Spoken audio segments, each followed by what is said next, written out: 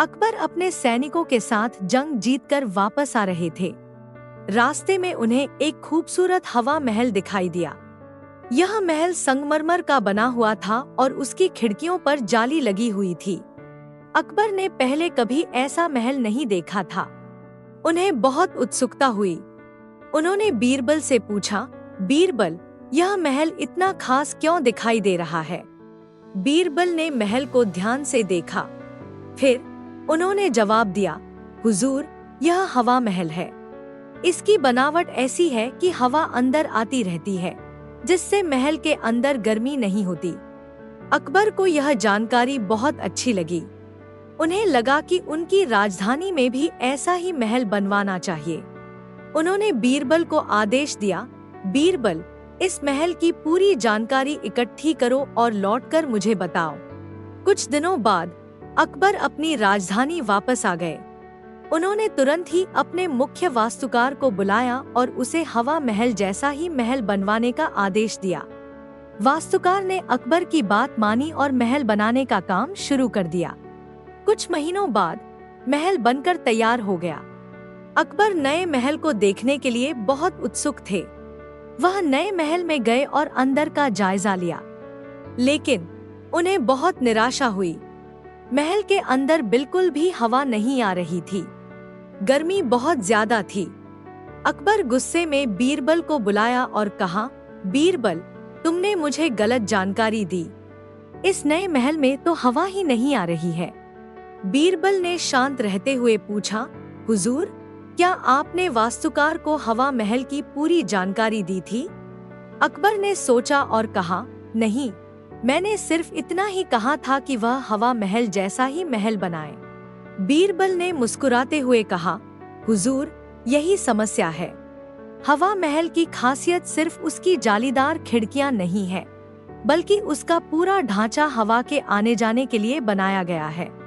आपने वास्तुकार को सिर्फ जालीदार खिड़कियां बनाने के लिए कहा, इसलिए महल में हवा नहीं आ रही है। अकबर को अपनी गलती का एहसास हुआ। उन्होंने बीरबल की बात मानी और वास्तुकार को बुलाकर हवा महल के पूरे ढांचे को समझाया।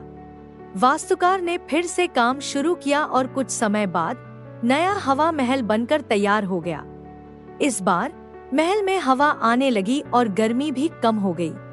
अकबर ने सीखा कि किसी भी काम को करवाते वक्त स्पष्ट निर्देश देना बहुत जरूरी है। अधूरी या गलत जानकारी देने से काम बिगड़ सकता है। गर्मियों का मौसम था। अकबर अपने दरबार में कुछ राहत की तलाश में बैठे थे। तभी दरबार में दो आदमी झगड़ते हुए दाखिल हुए। दोनों आदमी एक लाल रंग की खूबसूरत टोपी को लेकर आपस में बहस कर रहे थे। पहला आदमी बोला, हुजूर, यह टोपी मेरी है। मैं इसे कल बाजार से खरीदा था। दूसरा आदमी बोला, नहीं, यह टोपी मेरी है। हवा के झोंके से मेरे सिर से उड़ गई थी। दोनों आदमी अपनी अपनी बात पर अड़े हुए थे। अकबर को यह झगड़ा बड़ा बचकाना लगा। उन्होंने बीरबल की तरफ देखा। बीरबल ने दोनों आदमियों को ध्यान से देखा। फिर उन्होंने मुस्कुराते हुए कहा, हुजूर, मुझे लगता है कि इस झगड़े को आसानी से सुलझाया जा सकता है। अकबर ने बीरबल को जल्दी फैसला सुनाने का इशारा किया। बीरबल ने दरबार के एक नौकर को बुलाया और उससे टोपी ले ली। फिर उन्होंने टोपी को अपने सिर पर पहना ली। दोनों आदमी दंग रह गए। उन्होंने कभी नहीं सोचा था कि बीरबल इस तरह टोपी पहन लेंगे। बीरबल ने टोपी पहने हुए दरबार में घूमना शुरू कर दिया। वह अजीब से हरकतें करने लगे और जोर जोर से हंसने लगे। कुछ देर बाद दोनों आदमी भी हंसने लगे। उन्हें बीरबल की हरकतें इतनी मजेदार लगीं कि वे अपना गुस्सा भूल गए।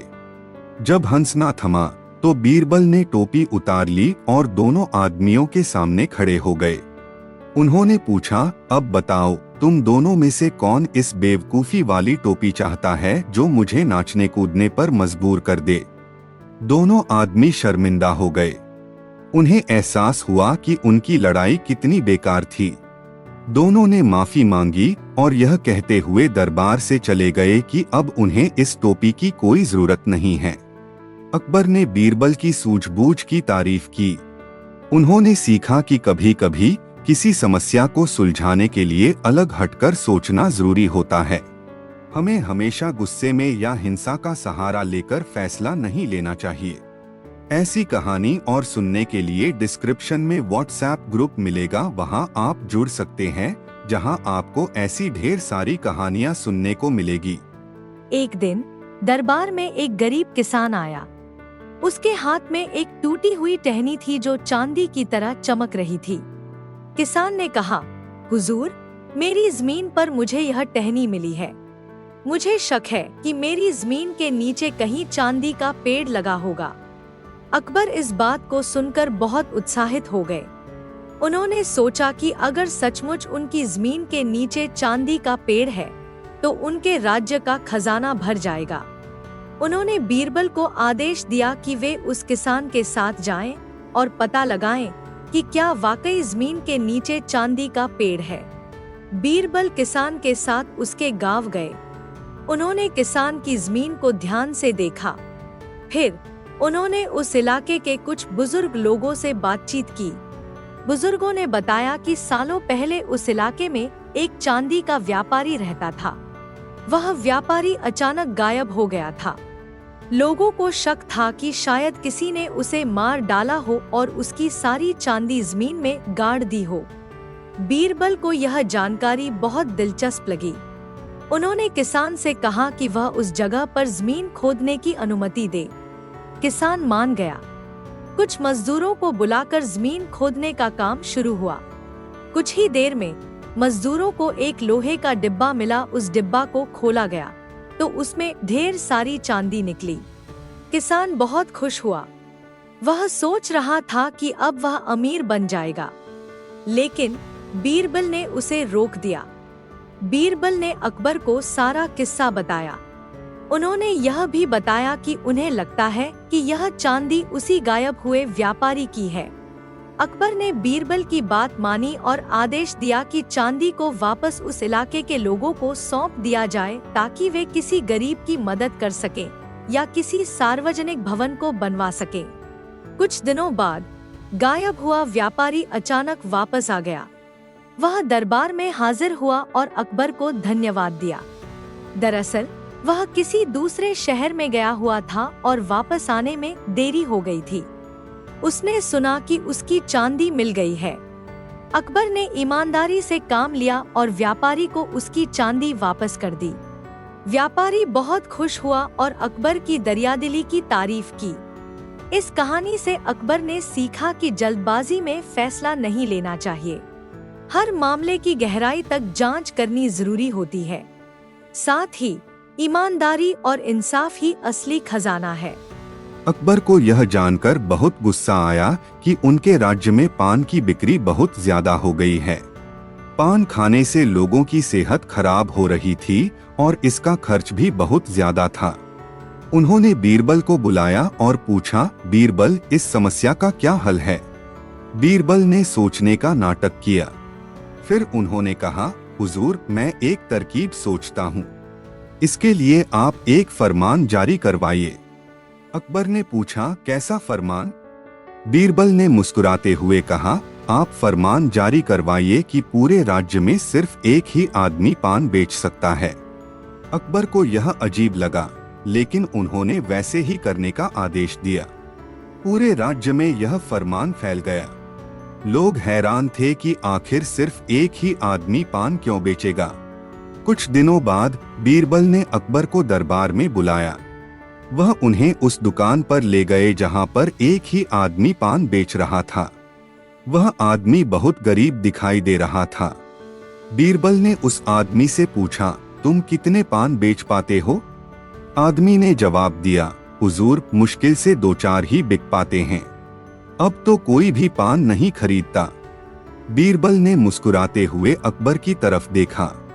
अकबर को समझ में आ गया कि बीरबल क्या करना चाहते थे। उन्होंने उस आदमी को कुछ सोने के सिक्के दिए और कहा, लो, यह इनाम है तुम्हारे ईमानदारी के लिए। अब तुम अपना धंधा बंद कर लो। आदमी खुशी खुशी दुकान बंद करके चला गया। फिर अकबर ने नया फरमान जारी करवाया कि अब राज्य में कोई भी पान नहीं बेचेगा। इस तरह बीरबल की सूझबूझ से पान की बिक्री पर रोक लग गई। लोगों को अब पान नहीं मिलता था, इसलिए उन्होंने पान खाना धीरे धीरे कम कर दिया और उनकी सेहत भी सुधरने लगी। अकबर ने सीखा कि समस्याओं को सुलझाने के लिए हमेशा कड़े कदम उठाने की जरूरत नहीं होती। कभी कभी चतुराई और रणनीति से बड़ी समस्या का समाधान किया जा सकता है। अकबर को अपने शाही हाथी बहुत पसंद थे। इन हाथियों में से एक सबसे विशाल और ताकतवर हाथी था जिसका नाम विराट था। एक सुबह अकबर को सूचना मिली कि विराट अचानक गायब हो गया है। अकबर को बहुत गुस्सा आया। उन्होंने पूछताछ की, लेकिन कोई नहीं बता सका कि विराट कहाँ गया। आखिरकार उन्होंने बीरबल को बुलाया। बीरबल ने महल के आसपास का जायजा लिया। उन्होंने हाथी के रखवालों से भी पूछताछ की। रखवालों ने बताया कि रात को उन्हें हाथी के रहने की जगह से कोई आवाज नहीं आई। सुबह देखा तो विराट गायब था। कुछ देर सोचने के बाद बीरबल ने अकबर से कहा, हुजूर, मुझे लगता है कि विराट को कोई चुरा कर नहीं ले गया है। वह शायद खुद ही कहीं चला गया होगा। अकबर को यह बात अजीब लगी। उन्होंने पूछा, लेकिन आखिर विराट जाएगा भी तो कहाँ? बीरबल ने मुस्कुराते हुए कहा, हुजूर, थोड़ा इंतजार कीजिए। मुझे लगता है कि विराट जल्दी ही वापस आ जाएगा। बीरबल की बात सुनकर अकबर को थोड़ी राहत मिली। लेकिन कई दिन बीत गए और विराट वापस नहीं आया। अकबर परेशान हो गए। एक शाम बीरबल ने अकबर को बताया कि उन्हें विराट को ढूंढने का तरीका मिल गया है। वह अकबर को शाही बाग में ले गए। वहां उन्होंने कुछ फलों को इकट्ठा किया और उन्हें एक खास जगह पर रख दिया। फिर बीरबल और अकबर छिपकर उस जगह पर निगरानी करने लगे। थोड़ी देर बाद जंगल से विराट धीरे धीरे निकल कर आया। वह उन फलों को सूंघने लगा और फिर उन्हें खाना शुरू कर दिया। अकबर खुशी से चौंक उठे। उन्होंने बीरबल से पूछा, बीरबल, तुमने विराट को कैसे ढूंढ लिया? बीरबल ने बताया, हुजूर, हाथी मीठे फलों के बहुत शौकीन होते हैं। मुझे शक था कि शाही बाग में कहीं ना कहीं ऐसे फल होंगे जिन्हें विराट पसंद करता होगा। इसलिए मैंने यहाँ फलों को रखा और विराट को ढूंढने में कामयाब रहा। अकबर ने बीरबल की सूझबूझ की तारीफ की। उन्होंने विराट को वापस उसके रहने की जगह पर ले जाने का आदेश दिया। साथ ही उन्होंने शाही बाग में मीठे फलों की देखभाल करने के लिए और भी इंतजाम किए ताकि विराट भविष्य में कहीं खो न जाए। इस कहानी से अकबर ने सीखा कि किसी भी समस्या को सुलझाने के लिए हमें ध्यान लगाकर निरीक्षण करने की जरूरत होती है। कभी कभी छोटी छोटी बातों पर ध्यान देने से ही बड़ी से बड़ी गुत्थी सुलझाई जा सकती है। एक दिन दरबार में एक धनी व्यापारी आया। उसके हाथ में एक खूबसूरत हीरा था। वह हीरा इतना चमक रहा था कि पूरा दरबार जगमगा उठा। व्यापारी ने अकबर को वह हीरा भेंट किया। अकबर हीरे को देखकर बहुत खुश हुए। उन्होंने दरबारियों से पूछा, यह हीरा कितना मूल्यवान होगा? एक दरबारी ने कहा, हुजूर, यह दुनिया का सबसे अनमोल रत्न है। इसकी कीमत लगाना भी मुश्किल है। दूसरे दरबारी ने कहा, हुजूर, इस हीरे को बेचकर आप पूरे राज्य का खजाना भर सकते हैं। अकबर हीरे को लेकर बहुत लालची हो गए। लेकिन तभी बीरबल ने उनसे बात करने की इजाजत मांगी। बीरबल ने आगे बढ़कर अकबर को सलाम किया और फिर कहा, हुजूर, यह हीरा वाकई बहुत खूबसूरत है, लेकिन मुझे लगता है कि हमारे राज्य में और भी अनमोल रत्न मौजूद हैं। अकबर चौंक गए। उन्होंने पूछा, कौन से रत्न बीरबल? बीरबल ने जवाब दिया, हुजूर, हमारे राज्य में ज्ञानी विद्वान, कुशल कारीगर और मेहनती किसान रहते हैं। ये सभी लोग अपने हुनर से हमारे राज्य को समृद्ध बनाते हैं। ये तो असली अनमोल रत्न हैं। अकबर ने गौर से सोचा। उन्हें एहसास हुआ कि बीरबल सही कह रहे हैं। हीरे जैसी चीजें तो नष्ट हो सकती हैं, लेकिन शिक्षा और हुनर का ज्ञान पीढ़ी दर पीढ़ी चलता रहता है। अकबर ने व्यापारी को धन्यवाद दिया और हीरा वापस लेने के लिए कहा। उन्होंने राज्य में शिक्षा को बढ़ावा देने के लिए नए स्कूल खोलने का आदेश दिया। साथ ही उन्होंने कला और कारीगरी को बढ़ावा देने के लिए भी कई कार्यक्रम शुरू किए। कुछ सालों बाद अकबर का राज्य शिक्षा और कला का केंद्र बन गया। लोगों को अच्छे से अच्छा ज्ञान मिलने लगा और उनकी प्रतिभा निखरने लगी। इस तरह बीरबल की सूझबूझ से अकबर ने अपने राज्य को असली अनमोल रत्नों से भर दिया। इस कहानी से अकबर सीखा कि धन दौलत भले ही चमकदार हो, लेकिन शिक्षा और ज्ञान ही असली खजाना है। शिक्षा से ही हम अपना और अपने समाज का विकास कर सकते हैं। अकबर को पालतू जानवर रखने का बहुत शौक था। उनके पास तोते, चीते और हाथी जैसे कई तरह के जानवर थे। एक दिन उन्हें एक खास तरह की मैना मिली। यह मैना लोगों की बातचीत को सुनकर बिल्कुल वही शब्द दोहरा सकती थी। अकबर को यह मैना बहुत पसंद आ गई। वह अक्सर दरबार में इस मैना को अपने पास रखते थे। मैना दरबार में होने वाली बातचीत को सुनती रहती थी। एक रोज दरबार में किसी मामले पर बहस हो रही थी। दो आदमी एक दूसरे पर चोरी का इल्जाम लगा रहे थे। अकबर को यह फैसला करना मुश्किल हो रहा था कि आखिर कौन सच बोल रहा है। तभी अचानक मैना ने बोलना शुरू कर दिया।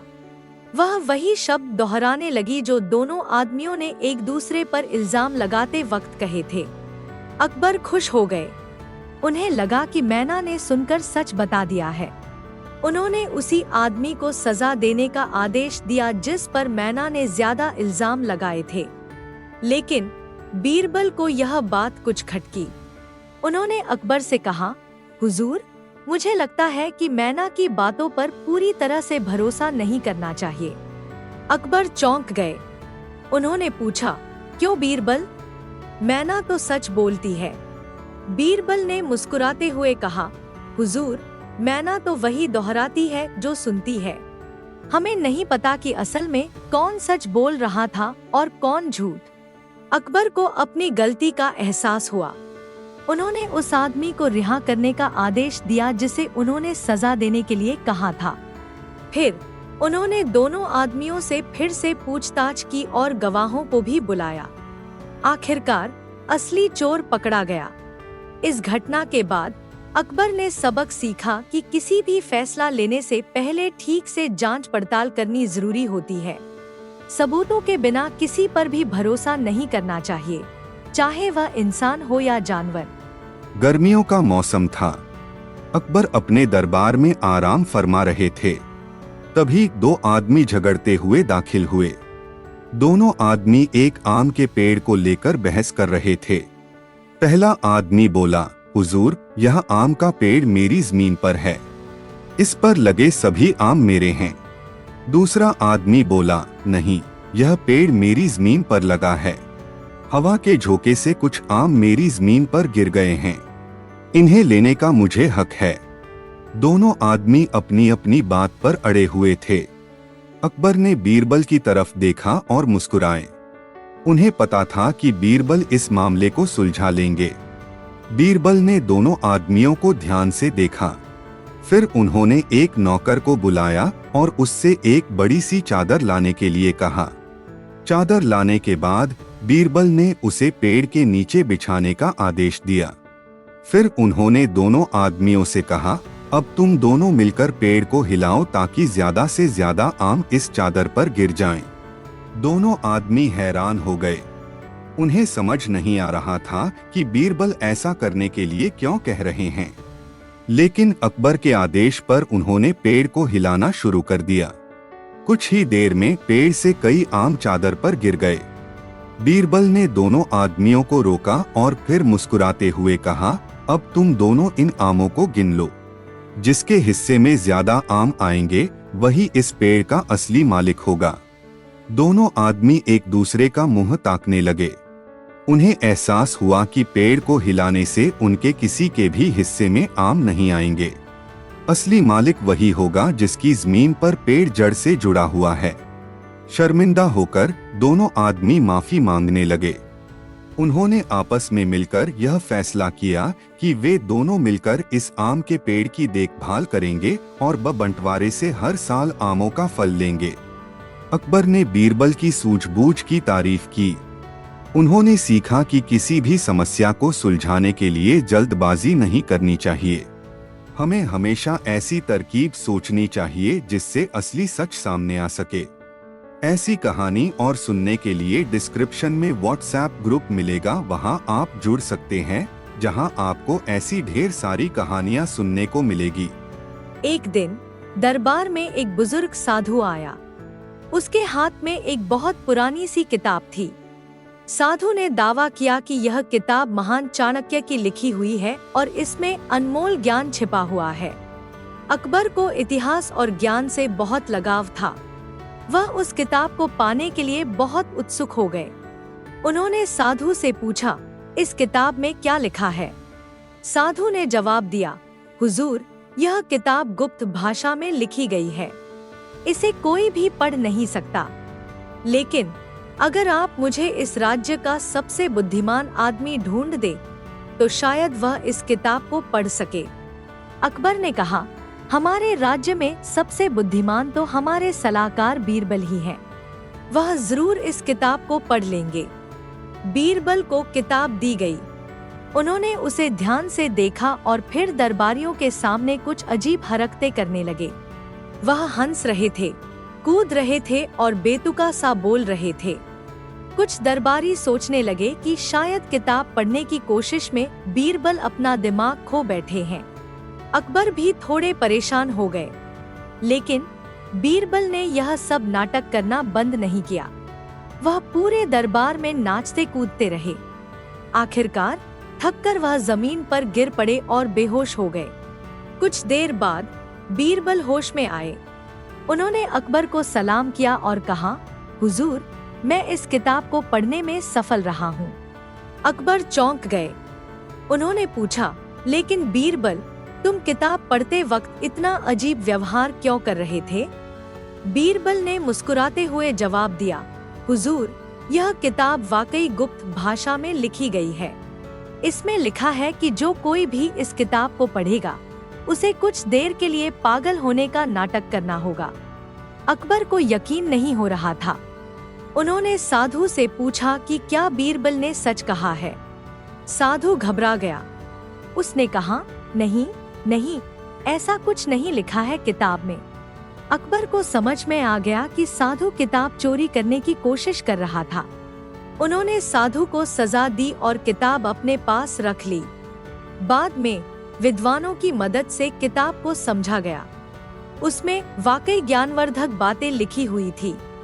अकबर ने सीखा कि चालाकी से किसी को भी धोखा नहीं दिया जा सकता और सच्चाई का हमेशा पता चल ही जाता है। अकबर को अपने राज्य के व्यापारियों पर बहुत गर्व था। वह चाहते थे कि उनके राज्य में हमेशा ईमानदारी से व्यापार हो। एक दिन दरबार में एक व्यापारी आया। उसके हाथ में एक अनोखा कपड़ा था। वह कपड़ा इतना चमकीला था कि मानो उसमें सितारे जड़े हों। व्यापारी ने दावा किया कि यह कपड़ा रात में भी रोशनी देता है। अकबर इस कपड़े को देखकर मंत्रमुग्ध हो गए। उन्होंने व्यापारी से पूछा, यह कपड़ा वाकई रात में रोशनी देता है? व्यापारी ने झुककर कहा, जी हुजूर, यह जादुई कपड़ा है। इसे रात में पहनने से अंधेरे में भी रास्ता दिखाई देता है। अकबर इस कपड़े को खरीदना चाहते थे, लेकिन इसकी कीमत बहुत ज्यादा थी। उन्होंने बीरबल से सलाह करने का फैसला किया। बीरबल ने कपड़े को ध्यान से देखा। फिर उन्होंने व्यापारी से कहा, यह तो बहुत ही अनोखा कपड़ा है, हमें इसकी जांच करनी चाहिए। व्यापारी थोड़ा घबरा गया, लेकिन उसने हामी भर दी। बीरबल ने दरबार के एक कमरे को पूरी तरह से अंधकारमय कर दिया। फिर उन्होंने उस कमरे में व्यापारी को भेजा और कहा कि वह नया कपड़ा पहनकर वापस आए। कुछ देर बाद व्यापारी कमरे से बाहर नहीं निकला। अकबर परेशान हो गए।